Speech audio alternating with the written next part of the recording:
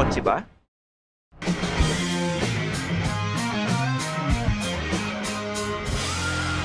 Feel kotse na.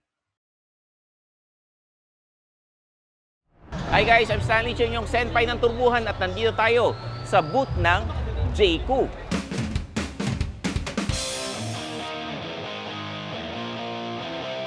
With me is the Jayco J7 SHS. Ito lang ang SHS na pwede mong sakyan at i-test drive. Kasi super hybrid system ito. Yung isang SHS, pag sinakyan mo, pwede kang makulong.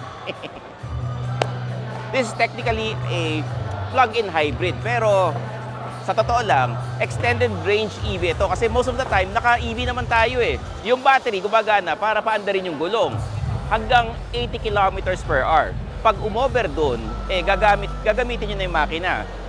Sa city driving naman, di tayo lumalampas ng 80 kilometers, so matipid dito sa gas. Di ba? Bago natin ituloy yung pag-describe sa sasakyan na ito, yung aesthetic muna.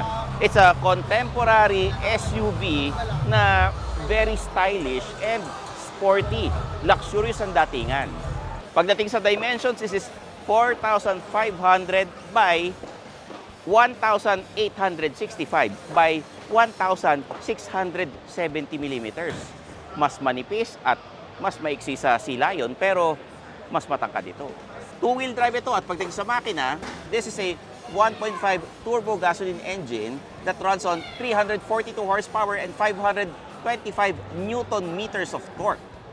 Ang battery capacity niya is 18.3 kilowatt per hour.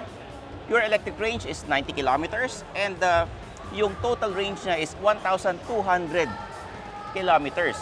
Parehong WLTP.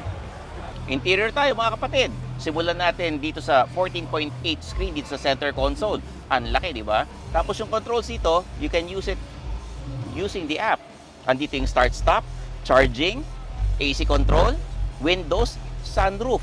Tapos heat seating and ventilation. Yung car locator, lock and lock, real-time updates yung map and navigation. Ang maganda pa rito, wala ng start button. Opening the navigation. Diba? O, automatic. O, pagbukas mo ng pinto, mag-o-on na siya. Pag upo mo at tinapakan mo yung brakes, o-on na yung makina. Siyempre, pag auto-on, auto-off rin siya. Pag pinindot mo yung park, tapos lumabas ka ng sasakyan, sinarado mo yung pinto, magsha-shutdown na. Ang galing, di ba? Yung hatchback gear stick niya, parang sa Mercedes. Di ba? Ito, nasa likod ng steering wheel. Ayan, no? Galing, di ba? Okay, safety tayo. Meron itong 7 airbags and all the basic features of a modern car. Meron pa tayong IP68 na waterproof and dustproof sa battery safety niya. Tapos ang buong sasakyan, triple layer, fireproof and cold and heat resistant. Meron tong 2 millisecond power cut-off after impact, real-time monitoring of 800 plus parameters. At syempre, meron din itong Advanced Driver Assist Systems or ADAS. Meron itong over 10 features including adaptive cruise control, lane departure warning, and others. Omoda and Jayco's SHS or Super Hybrid System technology is based on Chery's 3rd generation CDM hybrid tech. It has SHS-1 1DHT for economy. Yung battery niya, lithium iron phosphate. Meron itong 1,200 plus kilometer range WLTP. Sa battery charge options naman, pag fast charging, 40 kilowatt in 20 minutes or 30 to 80%. Pag slow charging naman, 6.6 kilowatt or 2.5 hours. Pag home socket naman, 2.8 kilowatt or 6 hours. Yung Super Hybrid System 1 is one dedicated hybrid transmission for economy. Ang battery naman niya, lithium iron phosphate. Uy, eto na ang presyo. Siyempre, inaabangan nyo to. It's under 1.6 million pesos. Oh, talagang Jayco is targeting the extended EV craze dito sa Pilipinas. So kung gusto nyong i-full review namin to, mag-comment na kayo sa baba. I'm your host Stanley Cheng, yung senpai ng turbuhan.